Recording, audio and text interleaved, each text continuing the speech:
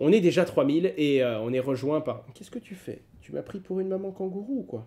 C'est génial. Par contre, si tu me fais tousser maintenant, c'est horrible. Ah là, ça follow la chaîne. Ah bah oui, il y a un chat qui est arrivé. Le seul petit truc, c'est que je sais que vous adorez le chat. Je sais que vous êtes très content quand il est là. Je vois des gens qui écrivent miaou. Il y en a certains d'entre vous, je pense que les chats, ça leur fait quelque chose également. Mais voilà, il est juste très possessif, ce chat. Il a besoin d'être sur moi, tu vois. Genre, théoriquement, si je me penche en arrière, il voit plus d'espace et il va essayer de monter plus haut.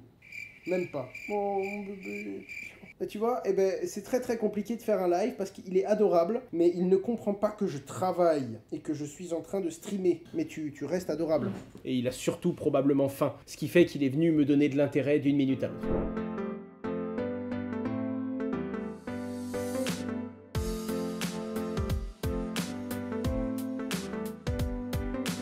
Que penses-tu que le marché va revenir à la normale et que fais-tu en attendant? Alors, déjà, je vous ai fait une vidéo qui s'appelle « Ma stratégie en bear market » dans laquelle je décris, évidemment pas tout, parce qu'il y a plein de choses qui ne seraient même pas des conseils, parce que je pourrais vous dire de le faire, vous ne pourriez pas. Vous tapez « Ma stratégie durant ce bear market », je vous explique sur quoi je fais un travail de fond et c'est vraiment la base, hein, c'est la base de ma conduite en général. Par contre, ça, c'est vraiment de la gestion de portefeuille. On est réellement purement sur, je parle crypto en fait, je parle vraiment de qu'est-ce que je fais de mes crypto-monnaies dans cette période. C'est fou, j'avais la même tenue qu'aujourd'hui. Ce que je veux dire là-dedans, c'est qu'il y a beaucoup trop de gens sur YouTube qui vous disent quoi acheter, quoi vendre, il faut faire ci, il faut faire ça. Je suis réellement navré parce que je sais que c'est pas ce que certains veulent entendre, mais ça se passe pas comme ça. C'est pas juste, on ouvre YouTube, il y a un mec qui nous dit achète ça, vous l'achetez, ça monte, vous gagnez de l'argent et vous cherchez une nouvelle vidéo. L'argent rapide existe uniquement parce qu'on peut également en perdre rapidement. L'argent facile, lui, n'existe pas.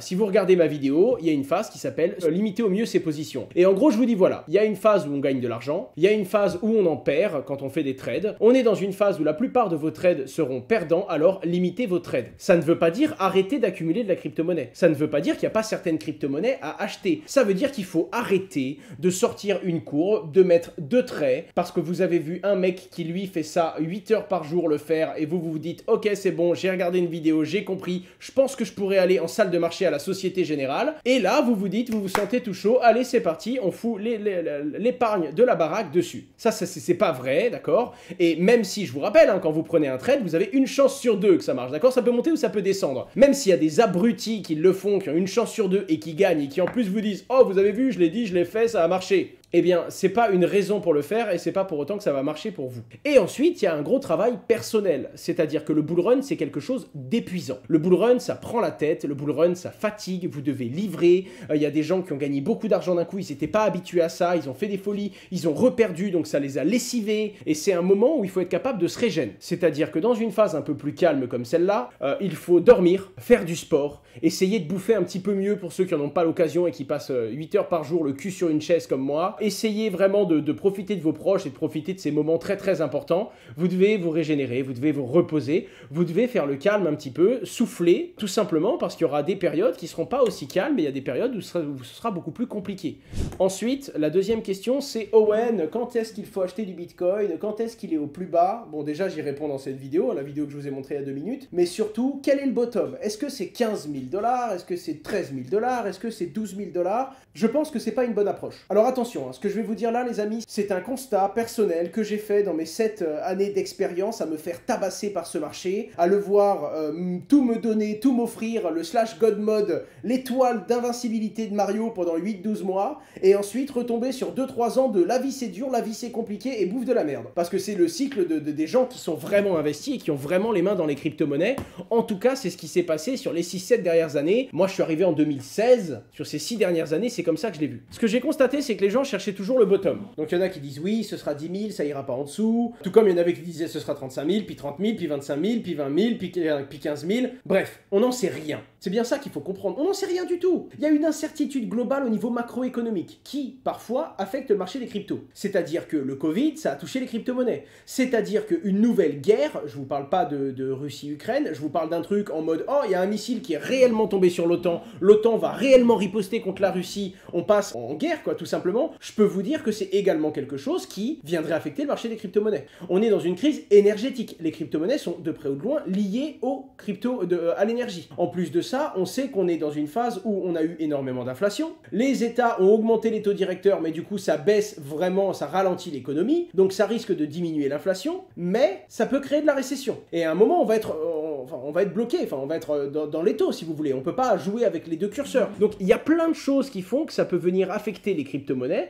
et que ça peut tout simplement remettre en cause une phase qui aurait dû normalement et mathématiquement être haussière ou baissière pour les crypto-monnaies. Ce sont des choses qui sont possibles et ce sont des choses que vous devez avoir dans votre matrice d'approche par les risques, parce que si vous imaginez simplement que ces choses n'arriveront jamais, vous n'avez pas le bon money management et le prochain coup dans le ventre pourrait vous tuer. Tout comme certains ont survécu à UST et sont morts de FTX. Bah nous, à chaque fois on prend une baigne, mais on a pris du recul, on a fait attention, on a diminué nos rendements, on a essayé de se préparer, parce que tu ne peux pas avoir la science infuse et avoir des bons résultats à chaque fois, mais tu peux te préparer au mieux à chaque fois que tu te prends un coup dans le ventre en te disant ok, ça ne m'a pas tué, du coup je me relève, ça me rend plus fort, comment est-ce que je peux faire en sorte que X ou Y chose ne me tuera pas? Elle me fera mal, parce que évidemment si USDT dépègue, en vrai si USDT dépègue les gars, ça va tuer beaucoup de monde quand même. Hein. En vrai ce sera plus essayer d'être dans ceux qui survivent si USDT dépègue, mais vous avez compris ce que je veux vous dire. Bref, tout ça pour vous dire qu'on arrive dans un moment où il faut se préparer, mais il faut garder de la liquidité et il faut surtout garder de la valeur, que ce soit en euros mais également en dollars, que ce soit en métaux précieux un petit peu si vous en avez les moyens, ou que ce soit en actions ou encore en crypto-monnaie. Ne mettez pas tout au même endroit, d'accord? Et n'investissez pas tout en vous disant là, c'est le bottom, ça ira pas plus bas, c'est maintenant qu'il faut tout mettre. Non, c'est stupide. Déjà parce que si ça descend un peu plus, vous allez être déçu. Ensuite parce que quand ça fait comme ça, c'est très rare de choper la pointe, tout comme quand ça fait comme ça, c'est rare de vendre au plus haut. Donc, il faut vraiment comprendre que le mieux dans les entrées ou dans les sorties, ce sont des DCA, c'est-à-dire, allez, bon, Bitcoin a un bon prix, j'en rachète là, je mets une petite réserve pour racheter s'il descend plus bas. S'il redescend encore plus bas, je rachète là. Et s'il touche que 2 points cibles, ben vous allez en acheter à 2 moments. Et s'il repart, ben c'est pas grave, vous aurez gardé de la liquidité, ça vous permettra d'investir dans d'autres domaines. Il ne faut pas systématiquement se dire, oh, j'ai 100 €, je vais investir 100 € et je rentre all-in tout maintenant ou je rentre pas. C'est une bêtise. En tout cas, c'est l'une des rares choses où je pourrais limite en être certain, vous dire que faire systématiquement all-in à l'entrée ou à la sortie n'est dans quasiment aucun cas, et j'utilise le mot quasiment sûrement parce qu'il y a une exception qui confirme la règle, mais ce n'est jamais la bonne chose à faire, surtout quand vous êtes un débutant, surtout quand vous commencez à comprendre les enjeux financiers, les enjeux monétaires, les enjeux économiques et les enjeux qui viennent de tout ce qui est investissement et la prise de risque.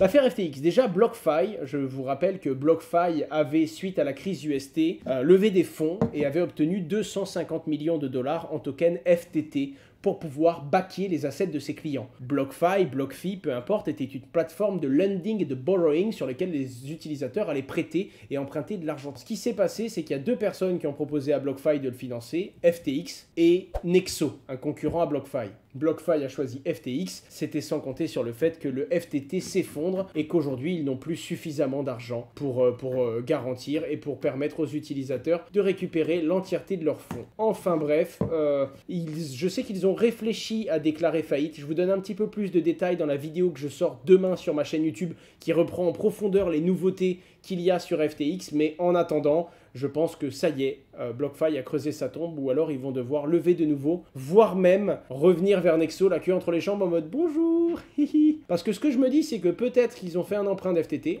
peut-être qu'ils doivent de l'argent à FTX, mais bon, FTX ça va crever quoi, donc qui sait. Owen, tu penses quoi du risque de faillite de Genesis qui est en lien avec Grayscale? Alors, de ce que j'ai compris, Genesis aurait paumé 1 milliard sur 2,8 milliards d'actifs. Donc pour moi, une mauvaise nouvelle, ce serait 60 à 65% de recovering. Ça peut permettre à plein d'acteurs, notamment les acteurs qui sont en dessous, de ne pas prendre une paume trop forte. Et donc de baquer ou d'annoncer eux-mêmes à leurs clients qu'ils ont perdu 10 ou 15% et que ce soit pas létal. Maintenant sur Grayscale, j'en ai strictement aucune idée. Je ne sais pas si ça pourrait les mettre en danger. Je pense également que Genesis a les reins suffisamment solides pour lever des fonds. J'ai pas de visibilité. Tout ce que je sais, c'est que les gens ont déjà très peur. Et donc quand les gens ont peur, les gens vendent comme s'il y allait avoir un problème. Et donc c'est potentiellement déjà pricé. Là où Genesis qui meurt, ça peut avoir de l'impact et ça peut faire baisser encore plus les crypto-monnaies. Genesis qui finalement lève des fonds et arrive à couvrir ses clients, ça peut avoir un gros impact positif et bien au contraire, de façon surprenante d'ailleurs, pourrait faire monter